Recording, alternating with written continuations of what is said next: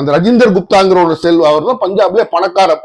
இன்னைக்கு சாவி போயிருக்காரு இல்லையா ஆம் ஆத்மி பார்ட்டில இருந்து பிஜேபிக்கு, அவர் தான் பஞ்சாப்ல மிகப்பெரிய பணக்காரர். எவ்வளவு $1.2 பில்லியன், அதாவது 11,000 to 13,000 கோடி சொத்து வச்சிருக்கவர். அப்புறம் இன்னொருத்தர் விக்ரம்ஜித் சிங் சானின்னு ஒருத்தர் இருக்கிறார், அவரு ஒரு 1,200 கோடி அவர் சொத்து வச்சிருக்கிறார். இன்னொருத்தர் அசோக் மிட்டல், அவர் ஒரு 800 கோடி வச்சு. அப்படி விற்கும் போது என்ன ஆகும்? அந்த எம்பிக்கள் கட்சி மேல என்ன இருக்கும்? நான் உன்ட்ட ஒரு விஷயத்தை விலை கொடுத்து வாங்குறேன்னா நான் உன்னை எதுக்கு மதிக்கணும்? அந்த சூழ்நிலையில தான் ஈஸியா தட்டிட்டு போயிட்டாங்க. ஒருவேளை அரவிந்த் கெஜ்ரிவால் ஆம் ஆத்மி பார்ட்டியோட அடிப்படை ரொம்ப உரித்தார், அதுக்காக உழைச்சி அந்த கொள்கையில் ஊர்ன ஒரு 7 பேரை எடுத்திருந்தாருன்னா ராகவ் சட்டாவினால் அந்த கட்சியில 7 பேரை கொண்டு போயிருந்திருக்க. ஒரு கார்பரேட் கம்பெனியோட இவங்க எல்லாம் இருக்கிறாங்கன்னா இவங்க எல்லாம் இந்த போஸ்ட்ல இருக்கவங்க எல்லாம் இந்த போஸ்ட்ல வரைக்கும் இருக்கவங்க ராஜ்யசபைக்கு தேர்ந்தெடுக்கப்படக்கூடாது அப்படின்னு நீங்க சொல்லணும். அவங்க அளவு அந்த போஸ்ட் ரிட்டையர் ஆகி 15 வருஷம் வரைக்கும் ஒரு எம்பார்கோ அப்படின்னு போடணும். இல்லை என்றால் நாட்டுல சாதாரண மக்களோட உரிமைகளை விட்டு இந்த மாதிரி இண்டஸ்ட்ரியலிஸ்டுக்கு சேவகம் செய்கின்ற ஒரு அமைப்பாக மாறி போகும் ராஜ்யசபை லோக்சபை.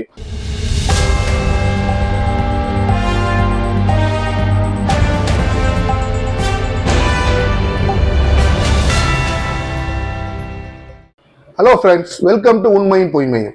நம்ம சேனல்ல வரக்கூடிய எல்லா வீடியோக்களையும் தொடர்ந்து பார்க்க நம்ம சேனலை சப்ஸ்கிரைப் பண்ணி பெல் பட்டனை பிரஸ் பண்ணிக்க. அரசியல்ல குதிரை பேரம்ங்கிறது இன்றைக்கு நேற்று நடக்கிறது இல்லை, இது பல ஆயிரம் ஆண்டுகளாக நடக்கிறதான் எல்லாத்துக்குமே தெரியும். ஆனாலும் இந்த ஆப் கட்சியை சேர்ந்த 10ல் 7 எம்பிக்கள் திடீர்னு பிஜேபிக்கு தாவறது ஜனநாயகத்திற்கு ஒரு நல்ல காரியமான நிச்சயமாக கிடையாது.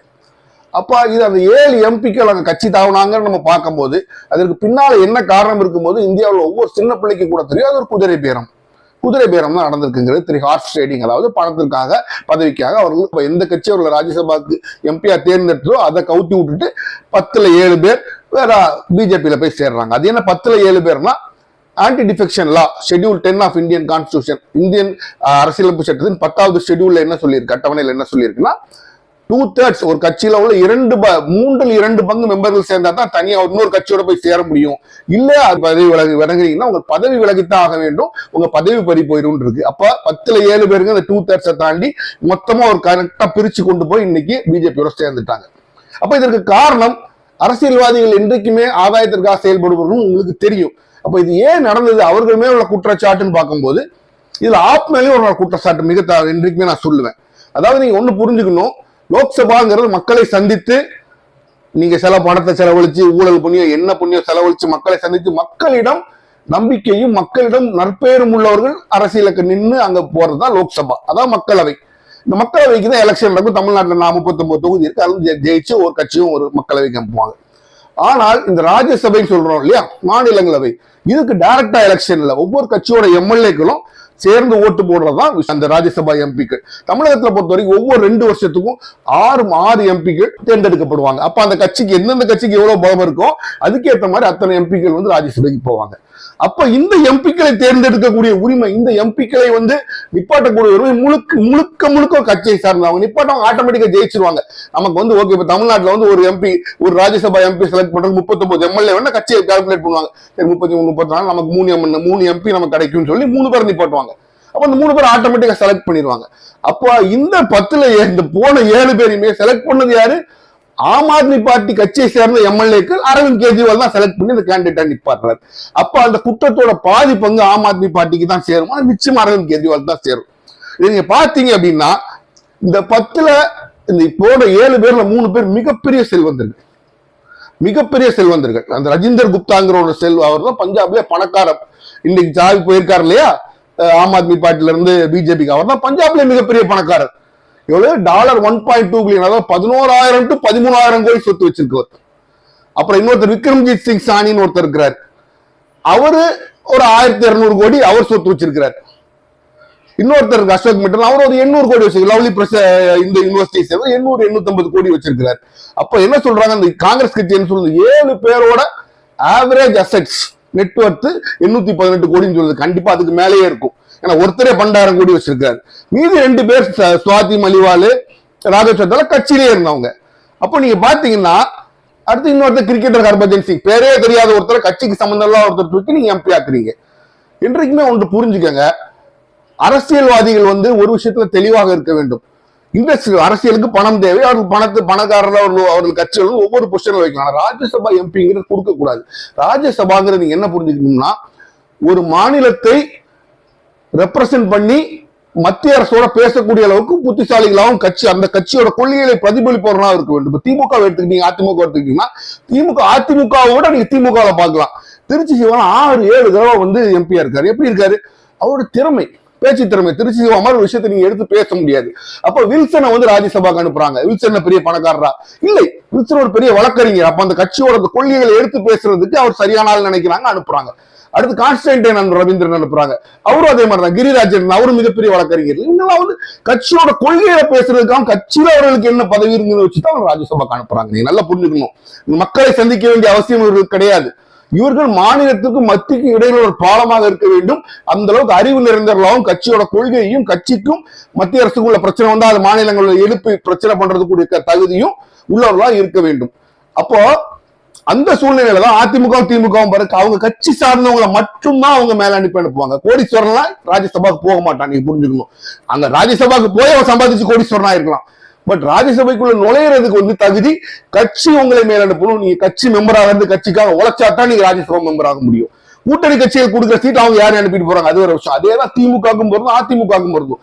அதிமுக இருந்து நீங்க ராஜ்யசபா எம்பி ஆகணும்னா, அதிமுக நீங்க பல வருஷங்கள் தம்பிதர் எல்லாம் போறாரு, இவங்க எல்லாம் போறாங்கன்னா அதிமுகவோட கடுத்த விசுவாசிகளா இருந்திருக்கணும். அப்படி இருந்தா தான் நீங்க அதிமுக ராஜ்யசபாக்கு போக முடியும். இப்ப இங்க பாருங்க, ஆப்புங்கிற புதுசா தொடங்க ஒரு கட்சி 3 பெரிய பணக்காரர்கள். இப்பதான் அவங்க 5 வருஷம் கூட ஆகலாம். ஆப் பஞ்சாப்ல ஆட்சி அமைச்சு. அது எப்படி எவ்வளவு பெரிய 3 பெரிய பணக்காரர்கள் நீங்க தூக்கி உள்ள கொடுப்பீங்க? அது தவறு தானே. மிகப்பெரிய பணக்காரர்களை நீங்க ஆட்சிக்குள்ள கொண்டு போது யோசிக்கணும். என்ன அப்படின்னா, சென்ட்ரல் கவர்மெண்ட் கொஞ்சம் குத்துனாலும் அவன் பயந்து போய் அந்த பக்கம் சேர்ந்துருவான். அப்ப ஆல்ரெடி ராகவ் சத்தா என்ற அந்த ஒரு மனிதனுக்கு ஆசை வந்துருச்சு. அந்த ஆசை காமிக்கும் போது ராகவ் சத்தா தான் 3 பேர் இருக்குன்னு அவசியம் இல்லை. அவன் பிஜேபி சொல்லி 3 பேர் லைட்டா குத்துங்க ஆட்டோமேட்டிக்கா வந்துருவான்னா, பிஜேபி இங்க குத்துவாங்க, ராகவ் சத்தா பேசுவான், சேர்ந்து வந்துருவான். அப்ப உன் கட்சி கொள்கையெல்லாம் ஒண்ணுமே கிடையாது. என்னைக்குமே உன் கட்சிக்காக இருந்தவன் கிடையாது, அவன் பணத்துக்காக இருந்தவன். அப்ப அவன் பணத்துக்கு பிரச்சனை அங்க ஓடிடுவான். அப்ப குறை சொல்ல வேண்டியது பாதி பாத்தீங்கன்னா, ஆம் ஆத்மி பார்ட்டியின் தலைவர் அரவிந்த் கெஜ்ரிவால் பண்ணதான் மிகப்பெரிய தவறு.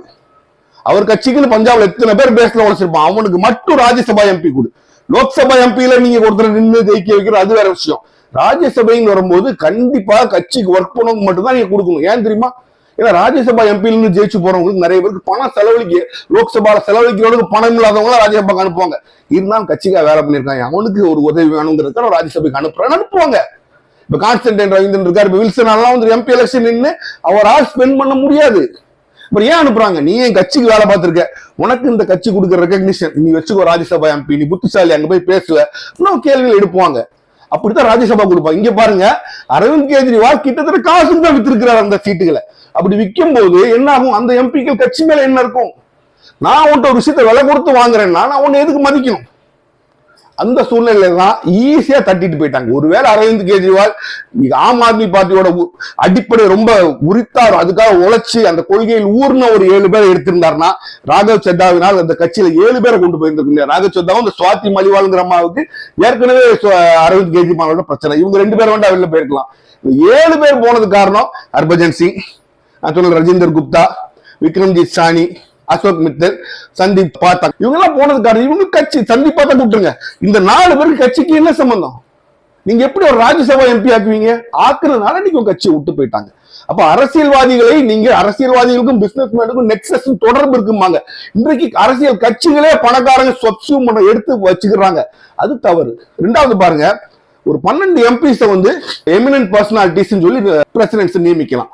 அந்த 12 எம்பிஸ்ல இன்றைக்கு நிறைய நீங்க பாருங்க, முன்னாடி அரசியல் பிசினஸ் மேன் அரசியல் ராஜ்யசபால டைரக்டா வர மாட்டாங்க, அவங்க வெளியில தான் இருப்பாங்க. இன்றைக்கு பாருங்க, சுதாமூர்த்தி போன்ற இன்ஃபோசிஸ் நிறுவனத்தின் ஓனர் அவங்க நாராயணமூர்த்தி அவர்களோட மனைவியார், அவங்களும் ஒரு ஓனர் தான். அதுக்கு அவங்க இன்னைக்கு ராஜ்யசபா எம்பியா இருக்காங்க. ஒண்ணு நீங்க இல்லைங்க, அவங்க தகுதி இல்லாதவர் கிடையாது, படித்தவர் தான், நிரம்ப படித்தவர் தான், மெத்த புத்திசாலி தான், நான் இல்லைன்னு சொல்ல.